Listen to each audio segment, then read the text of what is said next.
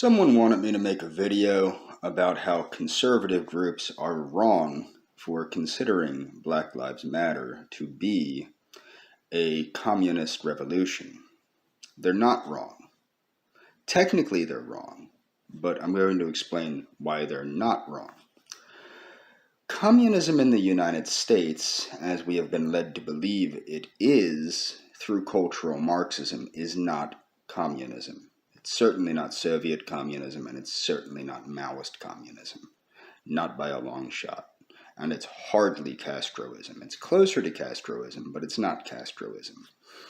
So, cultural Marxism was an idea to implement the Long March, which was a destabilization plan by promoting things like homosexuality, the destruction of the nuclear family, feminism, fat acceptance. All these things are tied to cultural Marxism. Cultural Marxism is not Marxism. I've made past videos about this. Marxism was meant to work. It didn't work very well, which is why it had to be transformed into things like Stalinism, Leninism, Maoism, etc. Because true Marxism is more philosophical. It has no basis in reality. But the truth of the matter is, the founders of BLM referred to themselves as trained Marxists on national television. Now, what they don't understand is that they're not actual Marxists. They're cultural Marxists. Okay? Now, if you follow this nonsense back through history, the Black Panther Party were Maoists, and they were supported by Communist China. If you look at other people that supported, say, Martin Luther King, you have Communist Cuba and Communist Russia. The USSR and Cuba directly supported Martin Luther King, and I'll leave a link to a documentary explaining that. They directly supported him with money and helped prop him up by helping him write books and things of that nature. Okay? So this is what you have. Also, many of his speechwriters and things like that were communists, American communists, affiliated with the USSR. True communism, now this is the thing you have to remember, intersectionality, which is a fancy way of saying cultural Marxism, it's a politically correct way of saying cultural Marxism, which combines civil rights with veganism, with homosexual rights, with transgender rights, with pedophilia rights, with all this stuff. This is what intersectionality is. This is designed to destroy a country. Okay? Now, veganism, I'm a vegan. Okay? Well, dietarily speaking, I'm a vegan. I don't consume any animal products for ethical reasons. But why am I saying veganism is why is veganism part of this? Because they're using anything they can to pull at the heartstrings of the public. Okay? Antifa uses that a lot, uses animal liberation as one of their things, but they're not really into animal liberation. They're anti-American anarchists. So what you have is you have cultural Marxism or intersectionality, which promotes anarchism. Okay? So essentially you have two schools of communism. One that works, such as Soviet communism or Maoism, and one that doesn't work, which is anarchism. So you have anarcho-communists and anarcho-libertarian type people and anarcho-capitalists, and these people. They can all live together on a happy island and burn themselves out as far as I'm concerned. They're all bullshit artists. They're all idiots. After really investigating Soviet communism, I came to realize that more or less, socially speaking, I am a Soviet communist to a large extent. Okay? Now, I embrace Americanism and American values, and I do not believe certain things should be imposed. Like, for example, I don't believe that heterosexuality should be imposed on the public. However, I don't believe homosexuality should be imposed on the public either. cultural Marxists are imposing homosexuality on the culture. Now, another thing you need to understand is in communism, basically, like in the Soviet Union or Maoist China or Kim Il-sung North Korea, homosexuality is seen as a symptom of capitalism, and it very much is a symptom of capitalism. Okay, it's a symptom of hedonism. Okay, so keep that in mind because I'm going to go further into this in a little bit.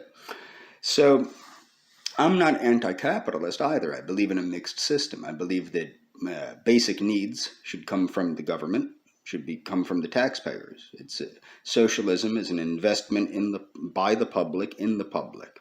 Okay, and the government is allegedly the public. The government is supposed to be an expression of the public.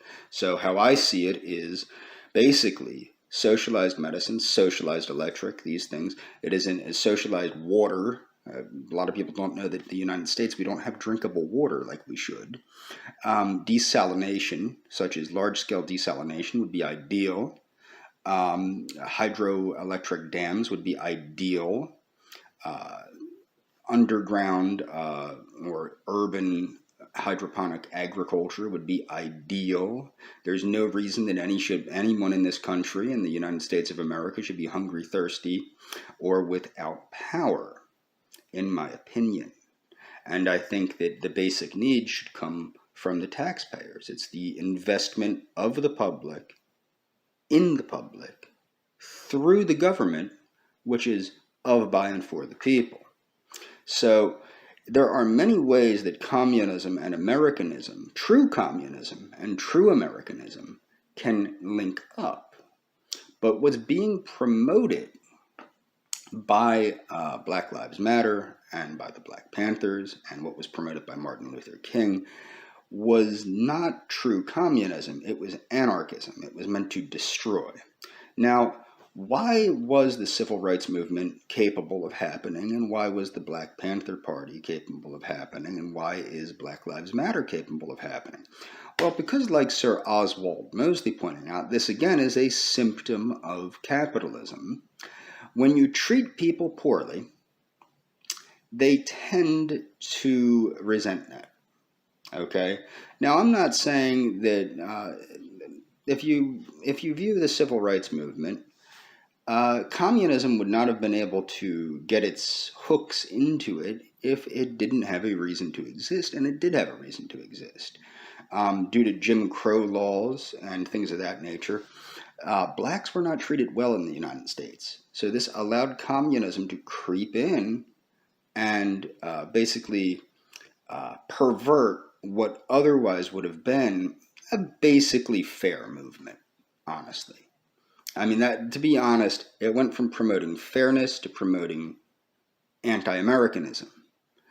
Now, recently, during, I think it was 2019, a Chinese company or China or somebody affiliated with China got caught smuggling automatic weapons to Black Lives Matter. They were trying to arm Black Lives Matter. There's also some theories that Russia and China are both working with Black Lives Matter, just like they did back when they were communist, or Russia was communist, to destabilize the United States. Because you have to understand, they want to destabilize the United States. A destabilized United States is a United States that cannot compete on the global stage. A destabilized United States is a United States that cannot defend itself, let alone defend other nations. Now, a lot of the communists in the 1960s that were buddy-buddy with Barack Hussein Obama, their idea was what they thought was to weaken the United States so China or the USSR could swoop in, predominantly the USSR they wanted to see, come in to take over the United States and implement Soviet communism, which would have been hilarious because most of them would have been put into gulags in like no time for their crazy liberal ideas. But remember, liberalism has no place in true communism. It really doesn't. despite what Noel Chomsky says. It does not. There is no communist country that's liberal. If you don't believe me, look at it. Cuba, super conservative. Venezuela, super conservative. Nicaragua, super conservative. Okay? USSR, super conservative. Maoist China, super conservative. Vietnam, super conservative. Get what I'm saying here? Okay? So this idea that these people with their liberalism would be tolerated in a Soviet-style country is absolutely absurd, but that's what they believe. Okay? Now, also keep in mind that capitalism is economic liberalism. Okay? So who are the conservatives in this mix? The Soviet Union, which was anti-globalist, anti-liberal capitalism, and anti-social liberalism, is far more, it's on the extreme right, if you're going to say right, left, right, left. Now remember, the right-left dictum, the right-left center dictum, that's a bunch of baloney. That's an illusion to trick the stupid into thinking there's competing political parties in the United States, when really they're just monolithic parties screwing everybody. Okay, so you have this left, right, center politics illusion. But if you are going to define certain things as conservative and certain things as liberal, Maoist China, the USSR, and Castroist Cuba are way to the right of the United States. And that's what people need to understand. And the problem is, this cultural Marxism is not really the product of communism. True, it came as an import originally from the people from Italy and whatnot that came, and Germany that came from the Frankfurt School. They came from Germany and Italy predominantly, and then more came from Central Europe. And they started the new school out of the Frankfurt School. And yes, true, that is true, and that is where a lot of these ideas come from. So they are imported ideas, but these ideas are a symptom of capitalism. And that's what you need to keep in mind. So is BLM a Marxist uprising? Yes, it is. It's a cultural Marxist uprising. They don't know what true Marxism is, because they think that Marxism is LGBTQIAP rights. They think that Marxism is... Now remember, the Soviet Union, what did it promote? The Soviet Union promoted multiculturalism. Keep that in mind.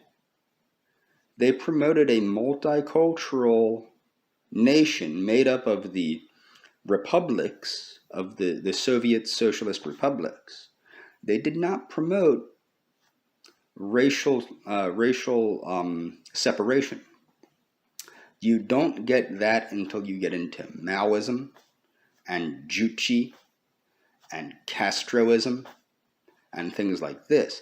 That is when you start seeing the racism come in, and that is when you start seeing the black nationalism take up the banner of Maoism and Soviet communism, which is confusing to me because the Soviets were about multiculturalism, not racial supremacy, or multiracialism, not racial supremacy. But that's where you see this, is you see the Black Power movement, like Black Lives Matter, which is what it is. I mean, let's call it what it is. It's a Black Power movement. This is where you see them taking up the mantle of what they believe communism is. But that's not communism anymore, okay? That's something else. And that's what I have tried to point out in videos, and that's why I believe in what I call communism with US values. And yeah, I would say that the conservative news sources are correct in stating that Black Lives Matter is a communist revolution in as much as they believe themselves to be a communist revolution. But that is an inaccurate moniker. that has been promoted by communists to destabilize the United States of America. And that's all for this video. Check the links in the description, of course.